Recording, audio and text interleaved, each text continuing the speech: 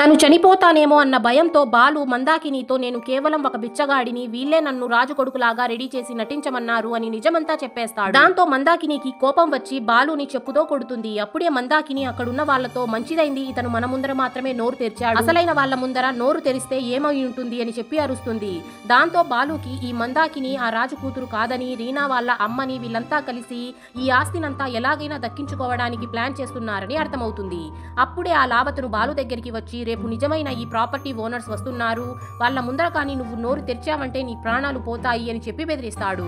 మరుసటి రోజు ఆ రాజు యొక్క వారసులందరూ వచ్చేస్తారు. అప్పుడే ఈ లావతను రాజుగారు తన ఆస్తిలో 10 లక్షలు రుద్రాకి, 10 లక్షలు కుబేరాకి ఇచ్చి మిగిలిన 299 కోట్లు తన అక్రమ సంతానంకి ఇవ్వాలని రాసి చనిపోయారు అని అంటాడు. అప్పుడే అక్కడున్న వాళ్ళందరూ బాలుని బయటికి వెళ్లిపోమని చెప్పి ఆ లావతనితో ఒక అక్రమ సంతానానికి రాజు తన ప్రాపర్టీ అంతా ఎందుకు రాశారు అని అడిగితే దానికి ఆ లావతను నాకేం తెలియదు, అక్కడ రాసిందే నేను చదివాను అని అంటాడు. కొద్దిసేపటి తరువాత ఆ లావతను బయటకి వెళ్లి ఒక్కసారిగా బాలుని చంపడానికి ట్రై చేస్తాడు. ఆ తరువాత ఏమైందో తెలుసుకోవాలంటే పార్ట్ 11 అని కామెంట్ చేసేయండి.